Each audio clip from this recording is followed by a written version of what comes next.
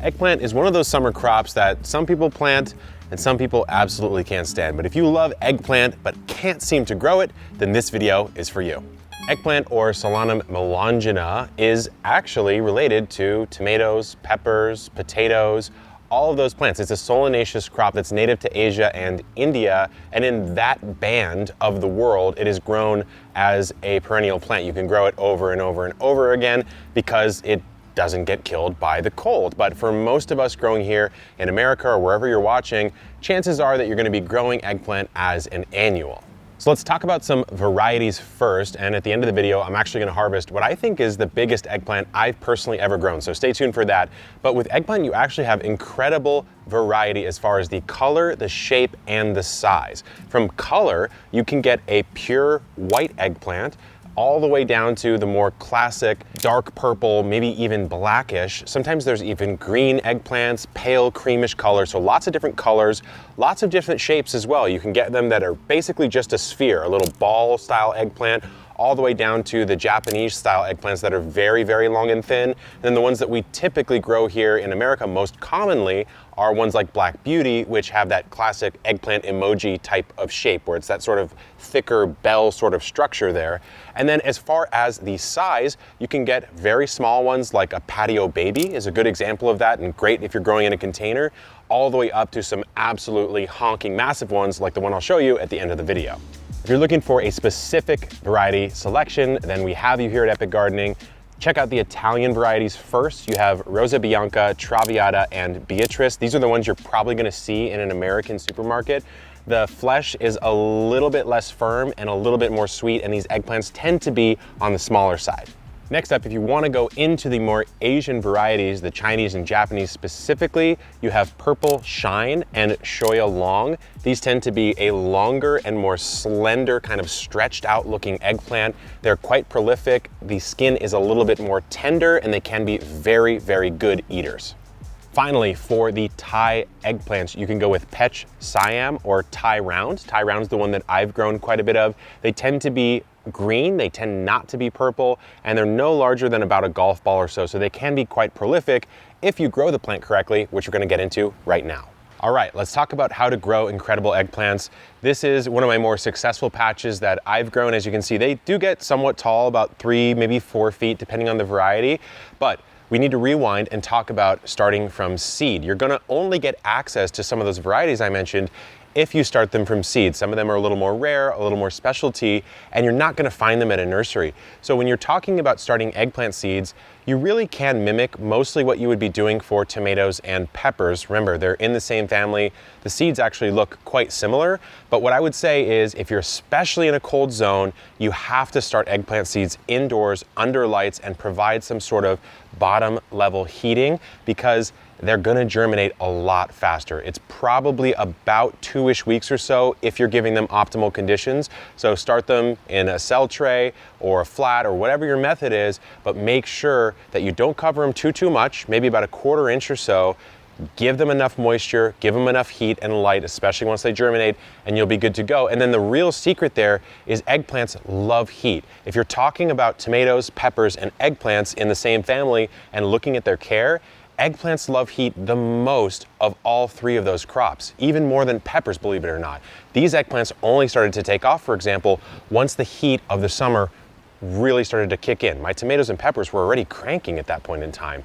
So if you're starting from seed and bringing them outdoors, you need to wait until it's at least 50 degrees Fahrenheit, if not even more warm outside, and go through a light hardening off process. Otherwise, your eggplants are going to get shocked by where you're deciding to put them. And speaking of, let's talk about positioning and place in the garden.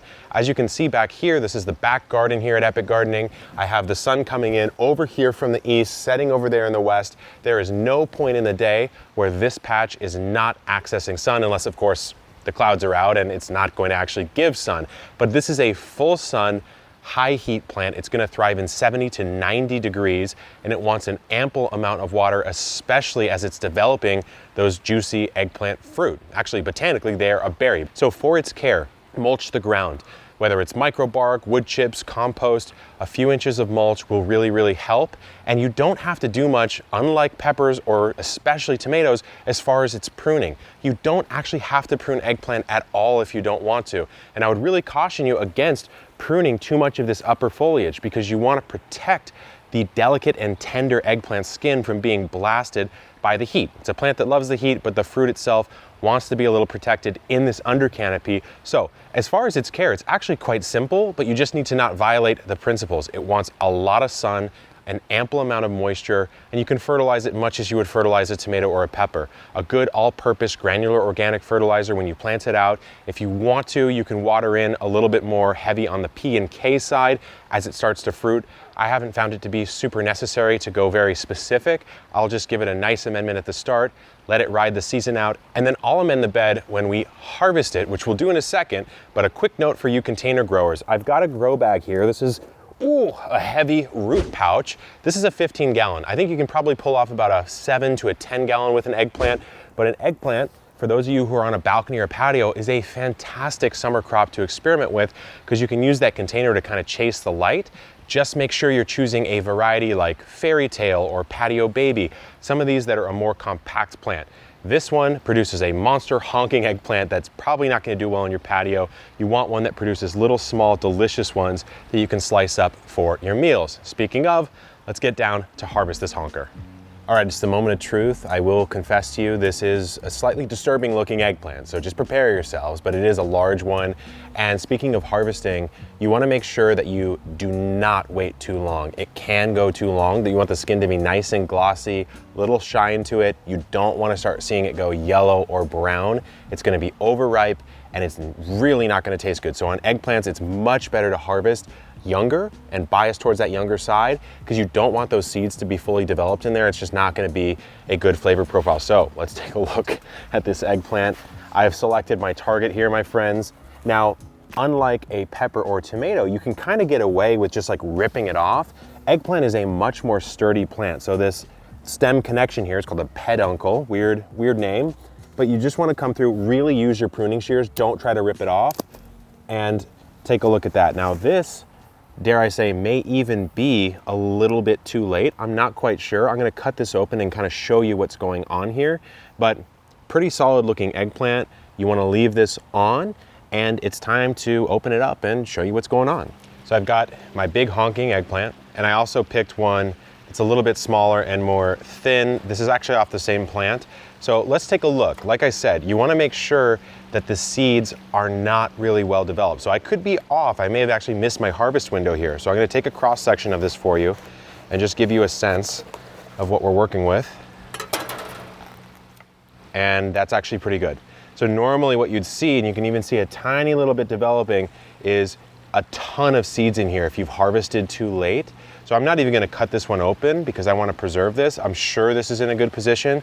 With eggplant, you wanna make sure that you harvest early and often, not only for the freshness and the taste, but also to keep that production going, because I let this honker go for quite some time, and if I had harvested this perhaps a little bit earlier, then maybe I'd have more that look like this. But eggplant in the kitchen, it's really more of a flavor soaker. It's sort of this spongy texture. I personally haven't quite figured out the perfect way to enjoy it that I absolutely love. Maybe you'll see that over on the Epic Homesteading channel, which I encourage you to subscribe to.